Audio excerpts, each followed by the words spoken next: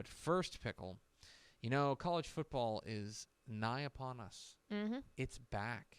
And there's one person that I trust with my family's well-being during these trying times. He probably just said, "Oh God," to that. It's time for America's most lucrative segment, CravenBets.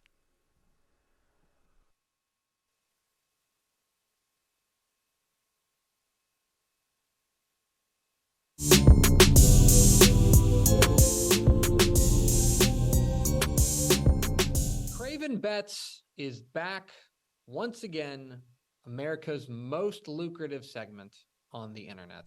And I am pleased to be joined by our financial advisor, Mike Craven, back on Craven's Corner, because on this corner, we make money, and we made money in 2022. Yeah, I think that it's important to remember that your financial advice in this segment is really sound. I mean, last year you made some units. Let's put it that way. Yeah, Bria, the last 4 years, I've been, over 2,000 units above, in the newspaper or on this segment here. 2020 is the only one that got me, but I think they got everybody because that was a weird year. I think that's right. Well, it's another big slate of college football. Although we were talking before we came on, and you think it's actually not a great week to be throwing down a lot of bets?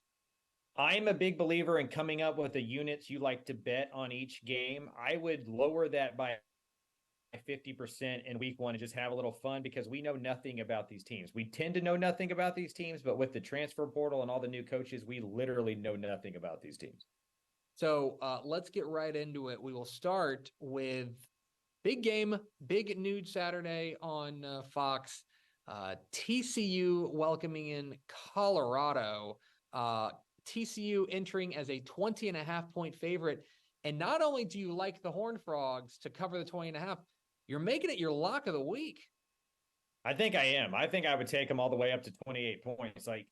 Not only do I feel like TCU is better than Colorado just in general, I feel like Colorado is going to be one of those teams that's better in week 8 than they are in week 1. I mean, you bring in that many new faces and you're going to have to figure out timing and cohesion and chemistry and all those things coaches talk about. It's on the road. Colorado's in Boulder, which, as you might know, is not as hot as Fort Worth right now. That game kicks off at 11. So by the time the second half gets around, it's going to be 2 p.m. It's going to be hot. The depth of TCU is going to win. And then the last thing is I believe that these coaches are going to try to blow out Deion Sanders, right? You need to get him while he's right now. Like once he gets that roster really turned around in a year or two, it's going to be harder and harder for Sonny.